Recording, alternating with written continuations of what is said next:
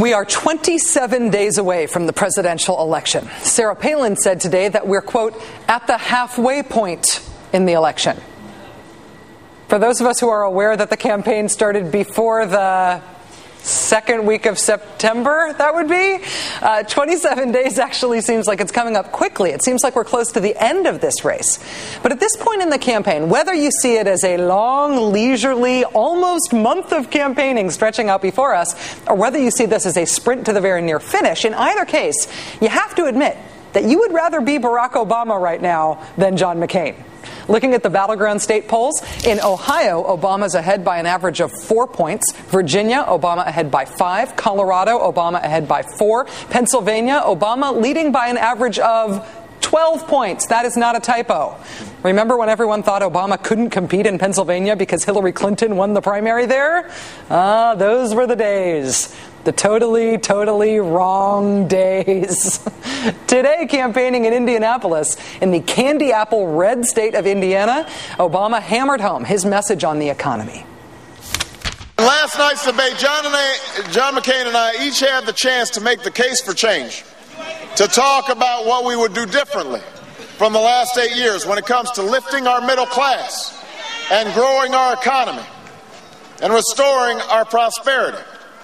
But all we heard from Senator McCain was more of the same Bush economics that led us into this mess in the first place. I can take 4 more weeks of John McCain's attacks, but the American people can't take 4 more years of John McCain's Bush policies. Obama's running mate, Senator Biden, delivered a second helping, stumping today in the swing state of Florida. He called the McCain campaign out on its strategy of implying that Obama hearts terrorists. The one they have chosen is to appeal to fear with the veiled question, who is the real Barack Obama? Ladies and gentlemen, to have a vice presidential candidate raise the most outrageous inferences, the ones that John McCain's campaign is condoning, is simply wrong. You can't call yourself a maverick when all you've ever been is a sidekick. Obama is forcing McCain to fight where he could not have expected to have to fight. In North Carolina, where no Democrat has won the state's electoral votes since 1976, the Washington Post reports this week that new voter registrations in North Carolina favored Democrats by a 6-to-1 ratio over Republicans. Obama prepared for this week's presidential debate in North Carolina's western mountains. In contrast, John McCain hasn't visited the state in 6 months. And even though this time last year no one thought North Carolina was up for grabs in this election, new polls out today are at best a mixed message. One poll out today shows McCain leading by 3 points, which is within the margin of error, and another has Obama ahead by 6 points, which is not within the margin of error. North Carolina has seen some of the most negative of negative ads in modern American political history. The footage you're seeing right now is footage from the late Senator Jesse Helms' famously blunt racist ad that he used to beat African-American Harvey Gantt in the Senate race there in 1990. How far will the McCain camp go to defend North Carolina this year? And would negative ads be their best currency in the state? Joining us now is North Carolina's Democratic Governor, Mike Easley. Governor, it's great to have you on the show. Thank you so much for taking time to join us. Thank you, Rachel. Good to be with you. The last time that John McCain visited North Carolina was many months ago, and on that visit he told his audience that he thought he was in West Virginia. That was the big headline out of that visit when he was at Wake Forest. Does John McCain need to come back to your state and do some more campaigning if he wants to win over your constituents? Well, I hope he doesn't come back, but if he wants to, he's got a lot of work to do here. I think that you've seen Barack Obama not only with a massive registration drive and people registering to vote for the first time ever. But he's even moving out into the rural areas. You mentioned he was in the mountains. He was in the mountains for 3 days, and he did a lot of events there. Michelle was down east, which is also rural.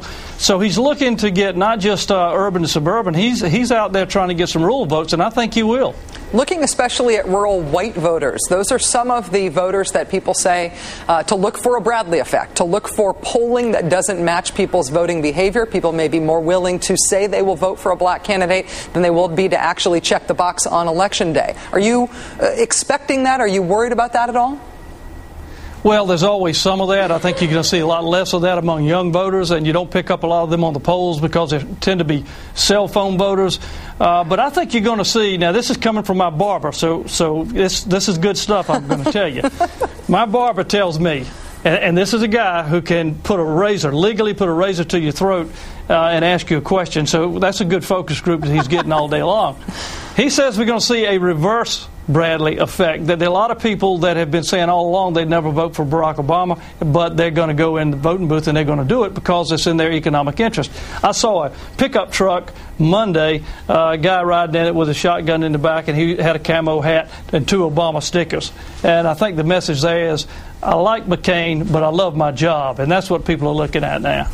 Obama says that he's got 400 paid staffers right now in North Carolina. I know he's campaigning there with a new ad that blames John McCain for thousands of job losses in the manufacturing sector in your state. Would you, as a Democrat who has won statewide office in North Carolina, would you advise Obama to stick with that straight-up economic message right up to Election Day?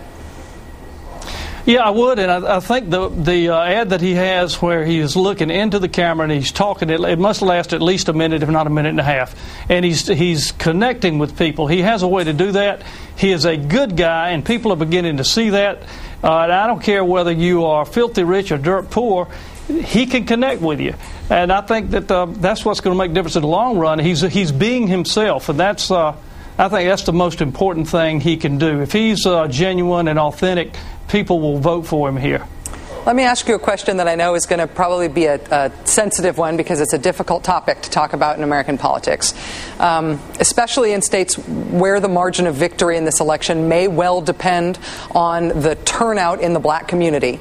I am worried about voter suppression efforts, which have been most effectively directed at minority voters in the past, including in the very recent past. Are you worried about that in North Carolina, and what steps are being taken to protect the vote? Well, we always worry about that. We've seen it so many times in the past from the Republican Party. Before I was the governor, I was Attorney General, and we had a pretty sophisticated way to deal with voters and make sure they understood. I remember walking poll to poll at one point, letting people know that they could vote and deal with the voter suppression. The campaign itself, the Obama campaign itself, as well as our party-coordinated campaign, as well as our state officials who have a responsibility and a constitutional duty to see that everybody gets a chance to vote, all coming together to make sure that, and hopefully we get some help from the Republican Party as well, to make sure that everybody who wants to vote gets to vote, everybody who's properly registered gets to vote. This is something that does occur. It's not a myth. And we're going to be on top of it, make sure that we protect everybody's right to vote, and hopefully we can carry the state for Obama. Governor Mike Easley of North Carolina, thank you very much for your time tonight, sir. Thanks, Rachel. I appreciate it.